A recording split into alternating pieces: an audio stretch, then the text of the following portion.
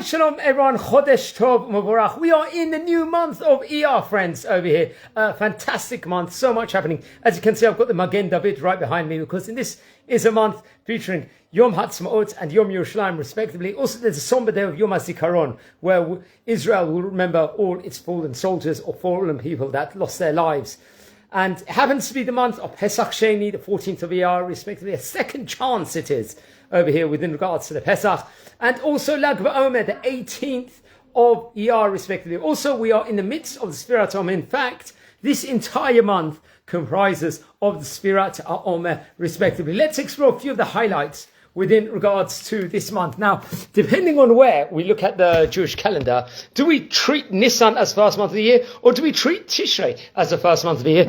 It will be the second or eighth month, respectively. And now, actually, in the Torah itself, the Hebrew months don't have distinct names. Let's just say, for example, Nisan is called the first month, Iyar the second month, because we go on from the Pesach time period in itself. In the prophets, the Iyar itself is called the month of radiance, also popularly known as Chodesh Ziv, because it is when the trees are bright with blossoms. Naturally, we came out of doing the Birkat HaIlanot quite recently. The names we know today, the Talmud tells us, were adopted during the first Babylonian exile. This is something I would recommend everyone to look on. Now, we know, naturally, the word Iyar itself means light. Why is it? It's or. Iyar, or. The Midrash actually explains that it was named for the manna. You know, the manna was heavenly bread, which began to fall on the time of Iyar, a month after the Jews left Egypt, respectively. The manna was given with a divine radiance. It was said over. That was another one of the wonders, let's just say, of the man. Another interesting thing is the Akkadian equivalent of Iyar is Ayaru, which means a flower. Let's say there's a special mitzvah for every day of Iyar itself. Why is this? Because we know naturally there's a spirit of the counting of them between after the first night of Passover till Shavuot. That's from the 15th, 16th of Nisan all the way till the 6th of Sivan, respectively, over here, from Pesach to Shavuot. So each day itself has a mitzvah of itself of counting the Omer. Now, what's interesting is that also we can say, we've mentioned about on the outset of the second Pesach, Pesach Sheni over here. And in the times of the Bet HaMikdash, the second Passover, let's say Pesach Sheni, was observed by one who could not by virtue, let's say he was tamei, impure, or he was in a distant place, he couldn't bring the Pesach sacrifice during Passover. So he would get a second chance to eat the sacrifice a month later, naturally on the night of the subsequent 14th of Iyar. I think that we learn about this in Parshat Behalotecha, if I'm not mistaken. Today, when sacrifices obviously are no longer brought, we commemorate the second Passover by eating matzah. Many people on Yud Dalet Iyar would have matzot, respectively, over here. Actually, one of the second Passover themes is to make up for past mistakes. So we should always look into that and always try and do teshuva. But there's a second chance of that. We know, obviously, the 18th of Iyar, Yud Chet Iyar, marks Lag BaOmer, and we know that before his death, Rabbi Shimon Bar Yochai, who was the first century, let's say, great Talmudic rabbi, requested that his anniversary of, let's say, passing will be celebrated instead of being mourned. He passed away on 160 Common Era. It was called Lag BaOmer because it was the 33rd day of the Omer. And it marks also this date, the end of the plague of Rabbi Akiva's students. The Talmud obviously relates over, we've learned before, that 24,000 students of Rabbi Akiva passed away in the period between Pesach and Shavuot. And the Gemara itself respectively says they died because they did not respect each other over there.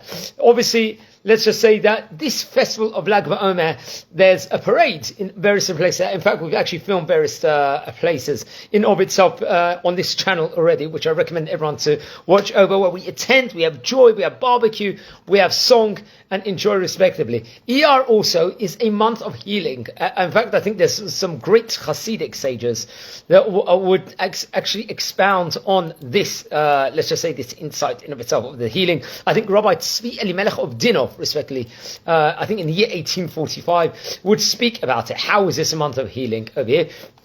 And the acronym of the month is Ani Hashem Rofecha. I am the Lord who heals you. The Jewish year is a miniature playbook, let's say, of the entirety of Jews. Let's say the divine service. We know that Nisan, the first month, is all about birth and renewal. We went out of Egypt. There's a spiritual sense over here that we're ready, let's say, to complete the mitzvot. However, Iyar represents, let's say, a return to normality. And like we've just come back from a fresh vacation, and it becomes a point where we infuse ourselves with Torah learning, naturally being in Rosh Chodesh Iyar. Many of the yeshivot will start learning again full schedule over here. This is what, so there's many more things. We know that Iyar also itself respectively has two spellings. We know that, God forbid, if someone is divorced in Jewish law, it's a serious thing, and divorce documents must be written with, precision and care. There was rabbis that fasted before writing a divorce document.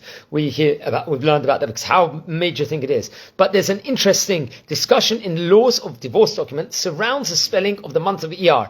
Is it spelled Aleph, Yud, or Resh with one Yud, or Aleph, a Yud Resh with two Yuds? It's got a lot of ramifications to it. In fact, Rabbi Yaakov ben Moshe Moelin, who happens to be the Maharil, posits that a man must give his wife, let's say, two gittin or gets during Iyar, if that will be the point. One with that spelling of Aleph Yud Resh, and one with the spelling of Aleph Yud Resh. Just interesting enough.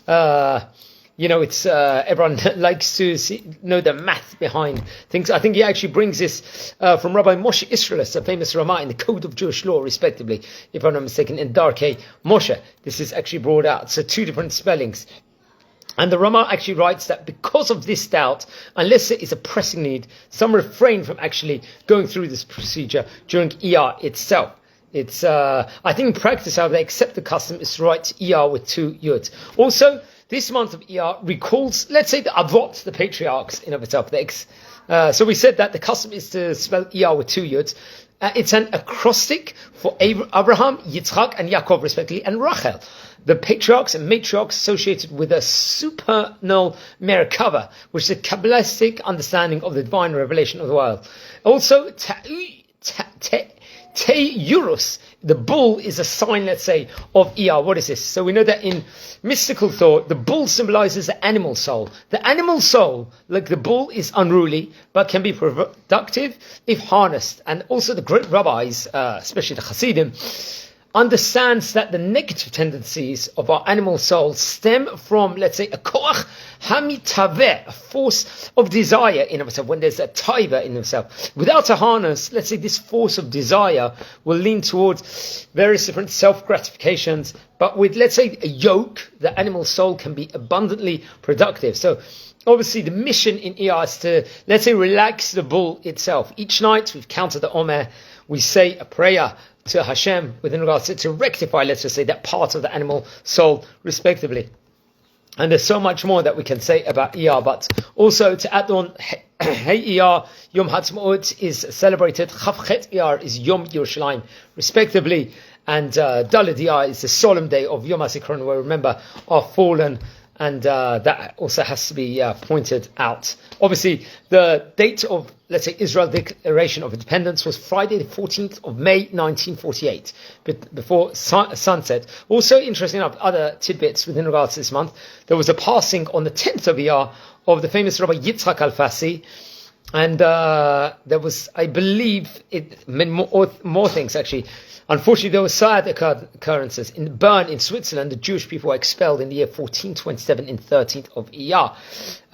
There was also, unfortunately, the cruel Nazis on 14th of Iyar in 1933 burned thousands of books. The Jews were expelled from Ukraine, I believe, by Empress Catherine I on 15th of Iyar in 1727. I believe on the 15th of Iyar, the Nuremberg laws depriving the Jews of rights of citizenship were passed by the wicked government at that stage in time.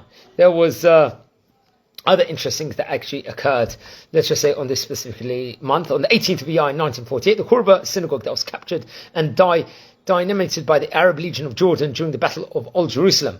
The synagogue was built by the group of disciples of the Vilna Gaon who immigrated from Lithuania in 1864. This was another interesting thing.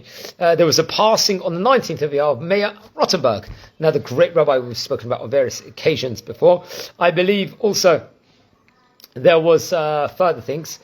I believe Jewish books began to be searched for and confiscated, unfortunately, at the Vatican by Giovanni Antonio Cositani, the Vatican librarian, I believe on the 22nd of Iyar, if I'm not mistaken.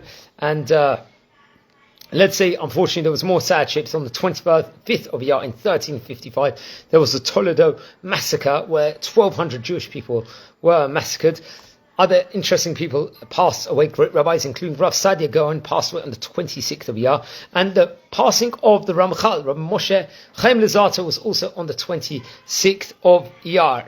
And also, just to add on one thing, 28th of Iyar also marks the passing of Samuel the prophet, Shmuel Nabi, a place we've visited before, his kever on this channel. So don't forget to learn more about this month in of itself. A lot actually occurred. There was a lot of significant, let's just say, occurrences on this month. And stay tuned for more, and wishing you all blessings here from Israel, and Chodesh Tov.